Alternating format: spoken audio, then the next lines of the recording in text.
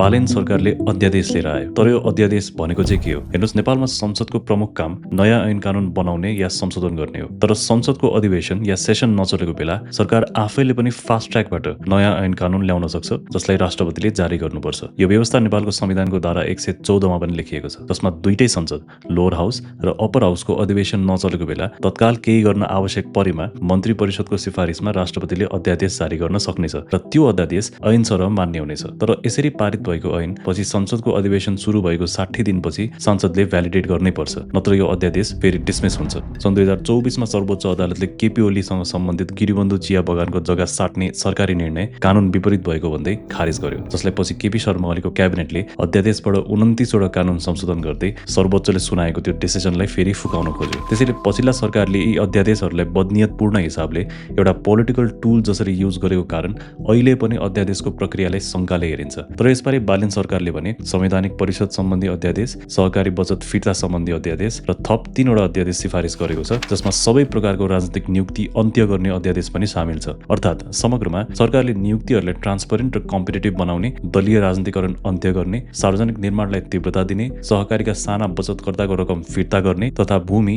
मालपोत र नापी लगायतका सेवा प्रभावकारी बनाउने उद्देश्यसहित विभिन्न अध्यादेशहरू राष्ट्रपति समक्ष सिफारिस गरेको हो। संसदमा राजसभाको झण्डै 2/3 बहुमत छ, अर्थात् ढिलो चाँडो जसरी भए पनि सामान्य कानूनहरू पारित हुन्थ्यो नै। फरक यति मात्र हो कि अहिले संसद नचलेको बेला अध्यादेशबाट यी कानूनहरू फास्ट ट्र्याकबाट बन्छन्। अब कतिले बालेन सरकारको यो फास्ट ट्र्याकबाट ल्याएको अध्यादेशले सरकारको काम गराएको रफ्तार देखाएको भन्दैछन् र कतिपयले संसदको अधिवेशन कुर्नु पर्थ्यो र अध्यादेशले विधिको शासनलाई कमजोर बनाएको हो भन्दैछन्। तपाईलाई के लाग्छ? आफ्नो विचार राख्नुहोला। र संवैधानिक परिषद लगायत अन्य सरकारी निकायहरूमा कसरी वर्षौंदेखि राजनीतिक कब्जा भइरहेको छ, यो भिडियोमा हेर्नुहोला।